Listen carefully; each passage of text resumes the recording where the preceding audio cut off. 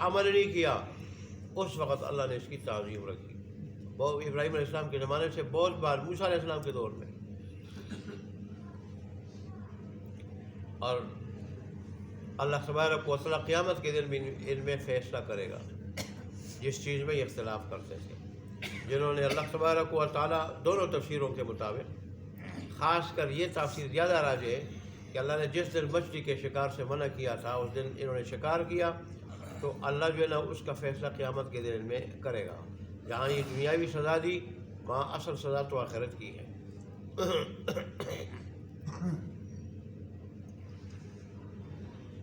آگے اللہ تبارک و تعالیٰ نے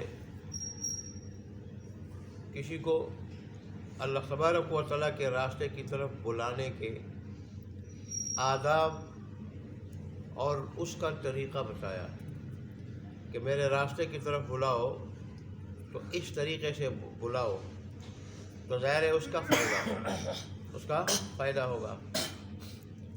وہ کیا ہے؟ ادعو الی سبیل ربک،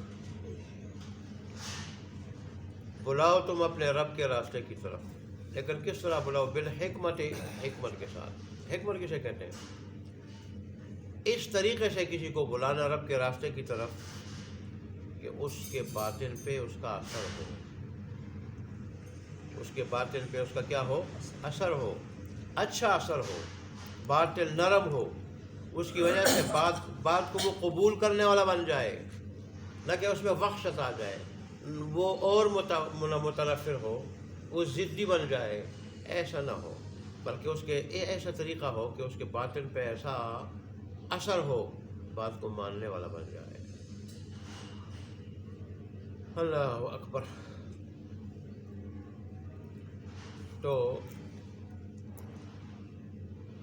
اگر کوئی آدمی اخلاص کے ساتھ، خیرخواہی کے ساتھ، ہمدردی کے ساتھ، اچھی نیت کے ساتھ کسی کو اللہ کے دین کی طرف بلائے، اس کو وعظ و نصیحت کرنا چاہے، تو اللہ تبارک و تعالیٰ اس کے لیے طریقے اس کے ذہن، دل و دماغ میں خود ڈال لیتا ہے، بشرطے کہ نیت اچھی ہو۔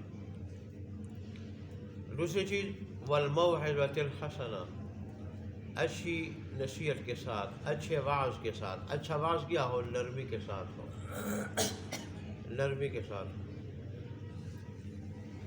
اور طعن و تشنیع سے خالی ہو، طعن و تشنیع سے خالی ہو۔ اسی طرح اس میں یہ دیکھا جاتا ہے کہ مخاطب پہ کس انداز سے خطاب وہ اثر کرے گا۔ جیسے علماء نے لکھا ہے کہ اگر مجمع میں خطاب ہو تو سختی کی جائے، اور اگر انفرادی خطاب ہو تو اس میں نرمی کی جائے۔ یا اگر دیکھیں کہ بعض لوگ گناہوں میں مبتلا ہیں، ان کے نام نہ لیے جائیں، بلکہ مجموعی خطاب کیا جائے کہ تم میں سے بعض لوگ اس طرح کرتے ہیں اور اس کا وبال یہ ہے، اس کی سزا یہ ہے۔ جیسے رسول اللہ صلی اللہ علیہ وسلم جب کسی کو گناہ کرتے دیکھتے، آپ خطبہ ارشاد فرماتے، اور پھر اس میں ارشاد فرماتے کہ ان لوگوں کا کیا حال بنے گا کہ جو اس طرح کام کرتے ہوں، جس کا یہ عذاب ہے۔ ایسا ہی نام لیے بغیر مجمع میں عام خطاب کیا جائے کہ آج کل لوگ ان گناہوں میں مبتلا ہیں اور ان کا یہ وبال۔ کسی کو خاص خطاب نہ کیا جائے کہ تو اس طرح کر رہے، کیوں کر رہے ہو، ظاہر ہے اس کا اثر کیا ہوگا؟ منفی ہوگا۔ بعض لوگ ایسے ہوتے ہیں وہ اگر کوئی کسی کی جو ہے نا غلطی نکالتے ہیں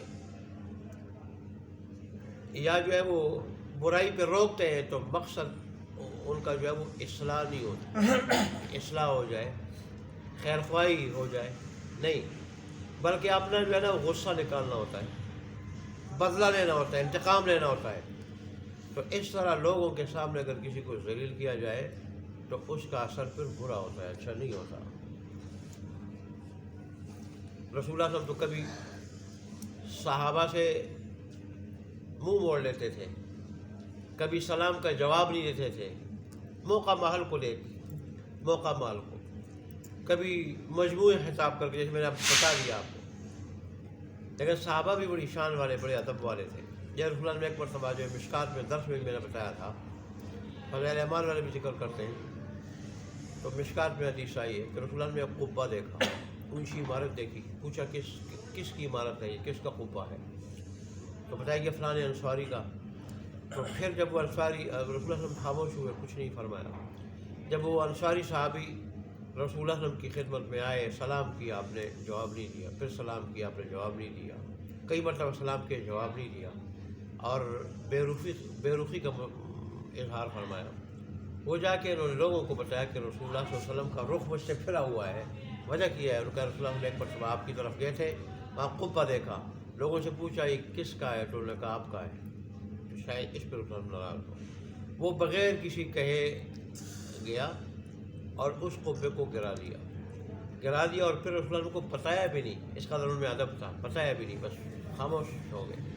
फिर रसूल किसी दिन खुद वहाँ गए तो कुब्बा नजर नहीं है, कभी कुब्बे का क्या बना? उन्होंने कहा आदमी आया था इस तरह, आपकी बेरुखी की शिकायत की तो आपने बता दिया, उस पर उसने गिरा दिया। तो ऐसे थे वो लोग। तो कभी रसूल इस तरह भी उसका इजहार फरमाते। बहरहाल आम तौर पे खिताब में, समझाने में, तरबियत में नरमी हो आम तौर पे। कभी कभार अगर मौका के मुताबिक सख्ती हो और वो मौका देख के तो उसका मुज़ायक़ा नहीं, लेकिन आम तौर पे नरमी हो। जैसे मूसा अलैहिस्सलाम और हारून अलैहिस्सलाम को जो फ़िरौन की तरफ भेज रहे थे, अल्लाह तबारक व तआला क्या फरमाया था? वक़ूला लहू क़ौलन लय्यिना, कि फ़िरौन से नरम लहजे में बात करो, शायद वो डर जाए या नसीहत पकड़ ले। अल्लाह ने उसका फ़ायदा बताया था, शायद वो डर जाए और या नसीहत पकड़ ले। हाय अल्लाह, उसमें अल्लाह तबारक व तआला की तरफ से वाद और वईदे भी हों, वादे और वईदे भी हों। मौइज़ा हसना की बात हो रही, अच्छी नसीहत की, अच्छे आवाज़ की, कि क्या हो, रब की तरफ से वादे और वईदे भी। अल्लाह तबारक व तआला की इताअत पे, फरमानबरदारी पे वादे हो, नाफरमानी पे वईदे हों। ये तरगीब और तरहीब जिसको कहते हैं, तरगीब रग़बत दिलाना, तरहीब डराना, ये भी हो, उसको मौइज़ा हसना कहा जाता है। जैसे कुरान में अल्लाह तबारक व तआला का खुद अपना ही अंदाज़ है, उस हकीम ज़ात से बढ़कर किसका अंदाज़ा अच्छा हो सकता है? आपने जहाँ तरगीब जिक्र फरमाई साथ तरहीब ही, जहाँ तरहीब जिक्र फरमाई डरावा साथ ही तरगीब ही। अगर पहले तरगीब है तो साथ तरहीब डरावा है, पहले अगर तरहीब डरावा है तो साथ तरगीब रग़बत दिलाना है। फ़ज़ाइल हैं अच्छे कामों के, तो ये भी जो है उसमें दाखिल हो। रसूलुल्लाह सल्लल्लाहु अलैहि वसल्लम ने आयशा से जिक्र कर इरशाद फरमाया कि आयशा, नरमी से काम लेना हमेशा, और सख्त गोई से